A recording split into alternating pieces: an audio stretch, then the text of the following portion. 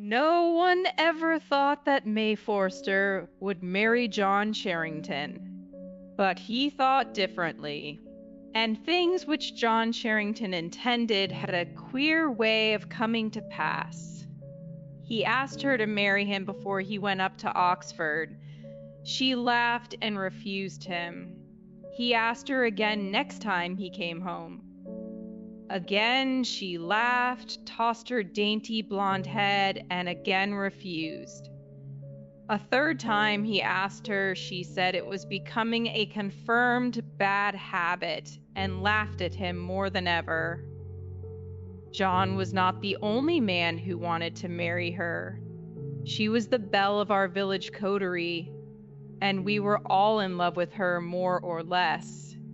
It was a sort of fashion, like heliotrope ties or Inverness capes.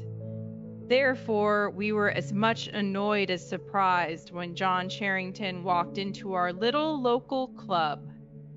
We held it in a loft over the Sadlers, I remember, and invited us all to his wedding. Your wedding? You don't mean it? Who's the happy fair? When's it to be? John Charrington filled his pipe and lighted it before he replied. Then he said, "I'm sorry to deprive you fellows of your only joke, but Miss Forster and I are to be married in September." You don't mean it? He's got the mitten again, and it's turned his head. No, I said, rising. I see it's true. Lend me a pistol, someone, or a first-class fare to the other end of nowhere. Charrington has bewitched the only pretty girl in our 20-mile radius. Was it mesmerism or a love potion, Jack?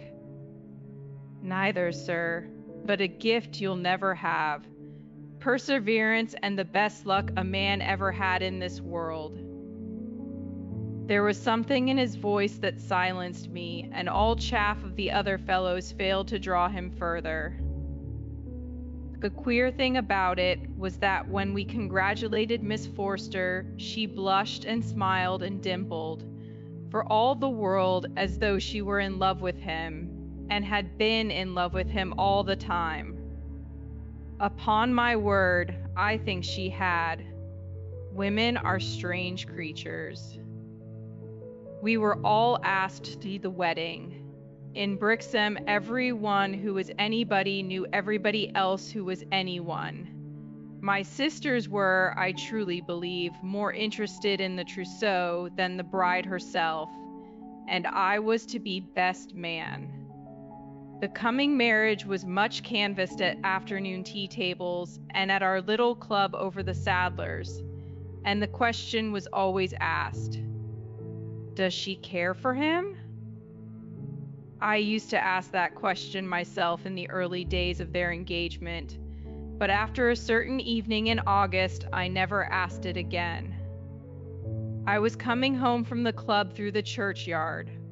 Our church is on a time-grown hill, and the turf about it is so thick and soft that one's footsteps are noiseless. I made no sound as I vaulted the low lichened wall and threaded my way between the tombstones. It was at the same instant that I heard John Charrington's voice and saw her.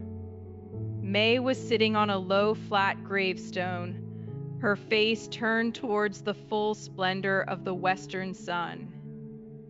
Its expression ended, at once and forever, any question of love for him. It was transfigured to a beauty I should not have believed possible, even to that beautiful little face. John lay at her feet, and it was his voice that broke the stillness of the golden August evening. My dear, I believe I should come back from the dead if you wanted me." I coughed at once to indicate my presence, and passed on into the shadow fully enlightened.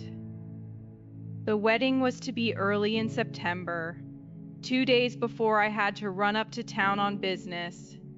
The train was late, of course, for we are on the southeastern, and as I stood grumbling with my watch in my hand, whom should I see but John Charrington and May Forster? They were walking up and down the unfrequented end of the platform, arm in arm, looking into each other's eyes, careless of the sympathetic interest of the porters. Of course, I knew better than to hesitate a moment before burying myself in the booking office, and it was not till the train drew up at the platform that I obtrusively passed the pair with my Gladstone and took the corner in a first-class smoking carriage. I did this with as good an air of not seeing them as I could assume. I pride myself on my discretion, but if John were traveling alone, I wanted his company. I had it. "Hello, old man," came his cheery voice as he swung his bag into my carriage. "Here's luck. I was expecting a dull journey, aye." "Where are you off to?" I asked, discretion still bidding me turn my eyes away, though I saw, without looking, that hers were red-rimmed. "To old Branbridge's," he answered, shutting the door and leaning out for a last word with his sweetheart. "Oh, I wish you wouldn't go, John," she was saying in a low, earnest voice. "I feel certain something will happen." "Do you think I should let anything happen to keep me? And the day after tomorrow our wedding day?" "Don't go," she answered, with a pleading intensity which would have sent my Gladstone onto the platform and me after it. But she wasn't speaking to me. John Charrington was made differently. He rarely changed his opinions, never his resolutions. He only stroked the little ungloved hands that lay on the carriage door. "I must, May. The old boy's been awfully good to me, and now he's dying, I must go and see him. But I shall come home in time for—" The rest of the parting was lost in a whisper, and in the rattling lurch of the starting train. "You're sure to come?" she spoke as the train moved. "Nothing shall keep me," he answered, and we steamed out. After he had seen the last of the little figure on the platform, he leaned back in his corner and kept silence for a minute. When he spoke, it was to explain to me that his godfather, whose heir he was, lay dying at Peasmarsh Place, some 50 miles away, and had sent for John, and John had felt bound to go. "I shall be surely back tomorrow," he said, "or if not, the day after, in heaps of time. Thank heaven, one hasn't to get up in the middle of the night to get married nowadays." "And suppose Mr. Branbridge dies?" "Alive or dead, I mean to be married on Thursday," John answered, lighting a cigar and unfolding the Times. At Peasmarsh Station we said goodbye, and he got out, and I saw him ride off. I went on to London, where I stayed the night. When I got home the next afternoon, a very wet one by the way, my sister greeted me with, "Where's Mr. Charrington?" "Goodness knows," I answered testily. Every man since Cain has resented that kind of question. "I thought you might have heard from him," she went on, "as you're to give him away tomorrow." "Isn't he back?" I asked, for I had confidently expected to find him at home. "No, Geoffrey. My sister Fanny always had a way of jumping to conclusions, especially such conclusions as were least favorable to her fellow creatures. He has not returned, and what is more, you may depend upon it he won't. You mark my words, there'll be no wedding tomorrow." My sister Fanny has a power of annoying me which no other human being possesses. You mark my words, I retorted with asperity. You had better give up making such a thundering idiot of yourself. There'll be more wedding tomorrow than ever you'll take the first part in. A prophecy which, by the way, came true. But though I could snarl confidently to my sister, I did not feel so comfortable when, late that night, I, standing on the doorstep of John's house, heard that he had not returned. I went home gloomily through the rain. Next morning brought a brilliant blue sky, gold sun, and all such softness of air and beauty of cloud as go to make up a perfect day. I woke with a vague feeling of having gone to bed anxious, and of being rather averse to facing that anxiety in the light of full wakefulness. But with my shaving water came a note from John, which relieved my mind and sent me up to the Forsters with a light heart. May was in the garden. I saw her blue gown through the hollyhocks as the lodge gate swung to behind me, so I did not go up to the house, but turned aside down the turfed path.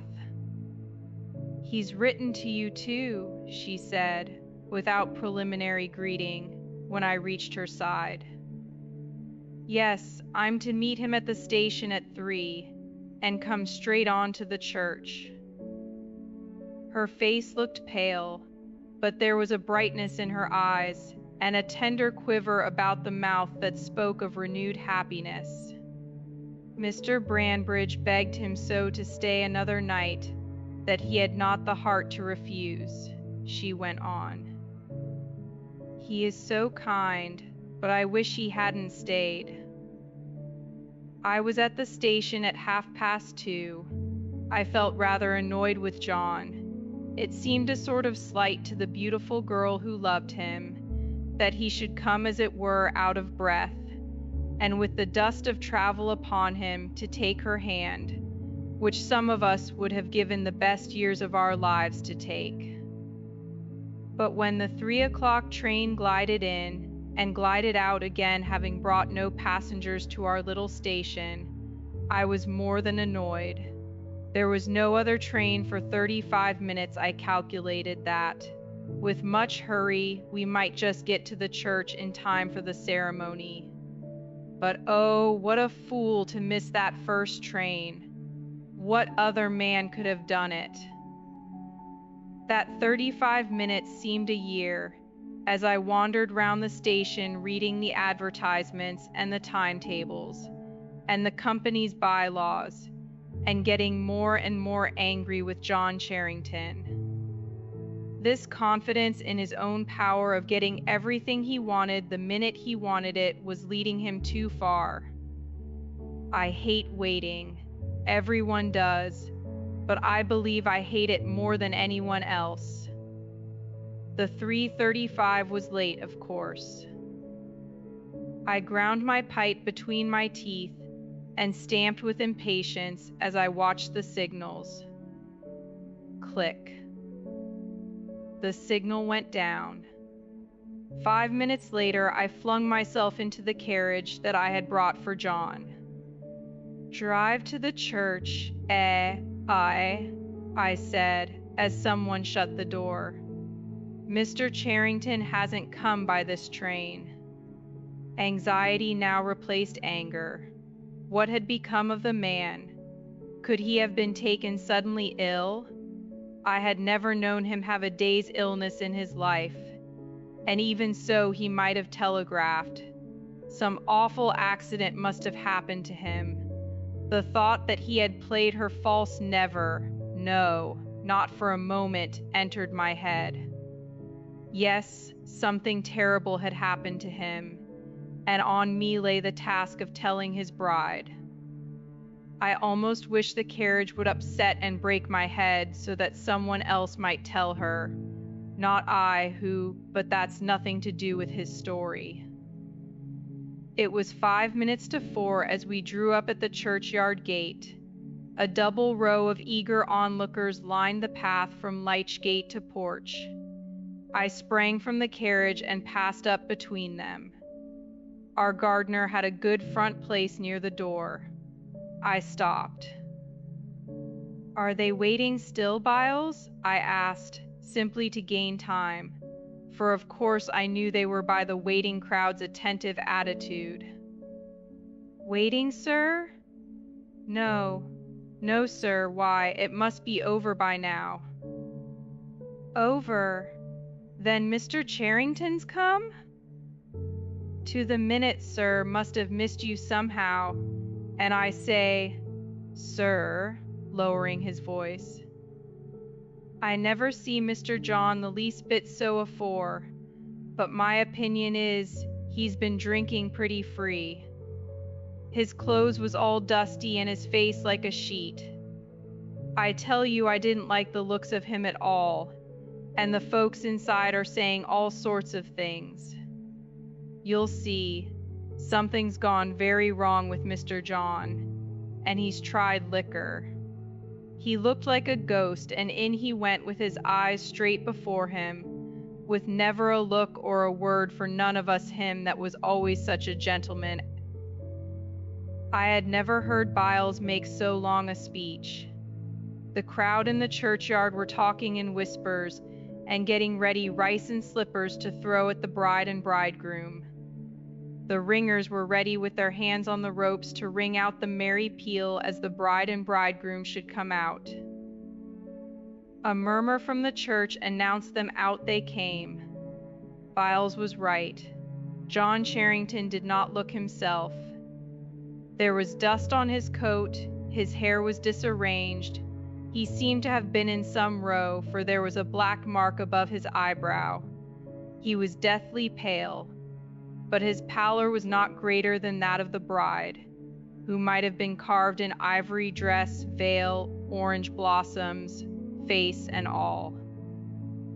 As they passed out, the ringers stooped. There were 6 of them, and then, on the ears expecting the gay wedding peal, came the slow tolling of the passing bell.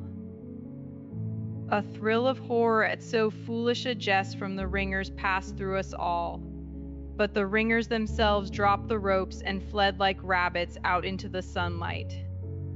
The bride shuddered, and gray shadows came about her mouth, but the bridegroom led her on down the path where the people stood with the handfuls of rice. But the handfuls were never thrown, and the wedding bells never rang. In vain the ringers were urged to remedy their mistake.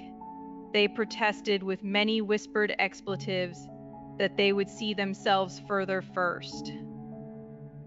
In a hush like the hush in the chamber of death, the bridal pair passed into their carriage, and its door slammed behind them. Then the tongues were loosed, a babel of anger, wonder, conjecture from the guests and the spectators.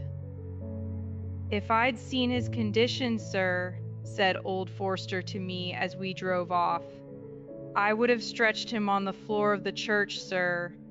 By heaven I would, before I'd have let him marry my daughter." Then he put his head out of the window. "Drive like hell," he cried to the coachman. "Don't spare the horses." He was obeyed. We passed the bride's carriage. I forbore to look at it, and old Forster turned his head away and swore. We reached home before it. We stood in the hall doorway, in the blazing afternoon sun, and in about half a minute we heard wheels crunching the gravel. When the carriage stopped in front of the steps, old Forster and I ran down. Great heaven, the carriage is empty, and yet I had the door open in a minute, and this is what I saw. No sign of John Charrington and of May, his wife, only a huddled heap of white satin lying half on the floor of the carriage and half on the seat. "I drove straight here, sir," said the coachman, as the bride's father lifted her out, "and I'll swear no one got out of the carriage." We carried her into the house in her bridal dress and drew back her veil. I saw her face. Shall I ever forget it? White, white and drawn with agony and horror, bearing such a look of terror as I have never seen since except in dreams. And her hair, her radiant blonde hair, I tell you it was white like snow. As we stood, her father and I, half mad with the horror and mystery of it, a boy came up the avenue, a telegraph boy. They brought the orange envelope to me. I tore it open. Mr. Charrington was thrown from the dog cart on his way to the station at 1:30, killed on the spot. And he was married to May Forster in our parish church at 3:30, in presence of half the parish. I shall be married, dead or alive. What had passed in that carriage on the homeward drive? No one knows. No one will ever know. Oh, May, oh, my dear. Before a week was over, they laid her beside her husband in our little churchyard on the thyme-covered hill, the churchyard where they had kept their love trysts. Thus was accomplished John Charrington's wedding. The